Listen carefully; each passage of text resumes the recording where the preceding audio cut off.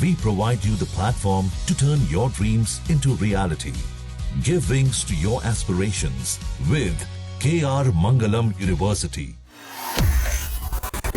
नमस्कार, दैनिक जागरण में आपका स्वागत है और मैं आपके साथ प्रिया बिस्ट। उत्तराखंड को डेस्टिनेशन वेडिंग हब बनाने के उद्देश्य से राज्य सरकार नीति बनाने पर मंथन कर रही है, मगर रिजॉर्ट संचालक कमाई के चक्कर में सरकार से भी 2 कदम आगे निकल गए हैं।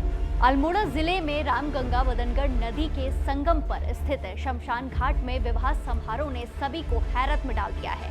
नदी किनारे जयमाला की रस्म विवादों में आ गई है। इंटरनेट मीडिया पर शादी की आलोचना हो रही है। मरचूला में नदी किनारे बने रिजॉर्ट में गाजियाबाद के लोग विवाह समारोह के लिए पहुंचे। रिजॉर्ट प्रबंधक के अनुसार वर वधू पक्ष ने जयमाला की रस्म के लिए जिस स्थल को चुना वो शमशान घाट था।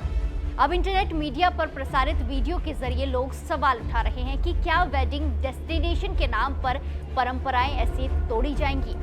प्रश्न ये भी है कि क्या अनजाने में पर्यटकों ने अंत्येष्टि स्थल चुना या रिजॉर्ट संचालक ने उन्हें धोखा देकर जयमाला करा दी।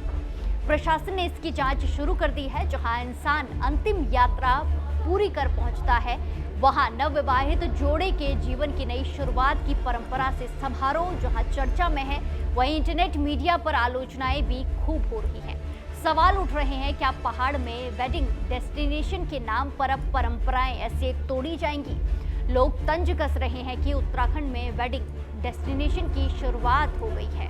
अब अंत्येष्टि स्थलों पर भी विवाह समारोह होंगे।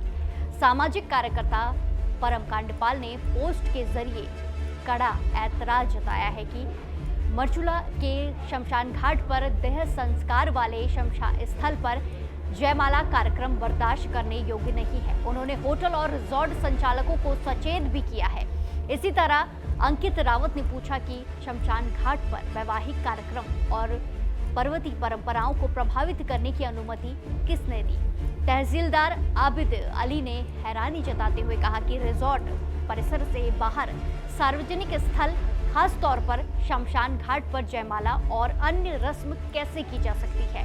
प्रशासन के संज्ञान में न लेने और अनुमति नहीं मांगे जाने पर कड़ा रुख अपनाते हुए उन्होंने कहा कि रिजॉर्ट संचालक से पूछताछ की जाएगी, चालान भी काटा जा सकता है। तहसीलदार ने कहा कि रिजॉर्ट परिसर से बाहर सार्वजनिक स्थान पर किसी भी समारोह के लिए अनुमति जरूरी है। अंत्येष्टि स्थल पर विवाह समारोह के बारे में प्रशासन को जानकारी दी जानी चाहिए थी। हालांकि रिजॉर्ट प्रबंधक राकेश शर्मा ने कहा कि पार्टी को बताया था कि लेकिन उन्हें यही लोकेशन पसंद आई। रिजॉर्ट परिसर से बाहर रामगंगा किनारे समारोह की अनुमति लेनी चाहिए थी। अंत्येष्टि स्थल पर विवाह समारोह कैसे करा दिया। राजस्व उप निरीक्षक से इस पर जांच रिपोर्ट मांगी है। रिजॉर्ट संचालक के विरुद्ध कार्रवाई की जाएगी। बहरहाल शमशान घाट पर विवाह समारोह की अनुमति रिजॉर्ट संचालक ने दी या अनजाने में जयमाला की रस्म निभाई गई। वर और वधू पक्ष ने मर्जी से ये निर्णय लिया है, मगर प्रशासन सख्त हो गया है। वहीं इस पूरे मामले में रिजॉर्ट प्रबंधक राकेश शर्मा का बयान भी सामने आया है। गाजियाबाद से लगभग 70 लोग यहाँ 2 दिन रुके थे।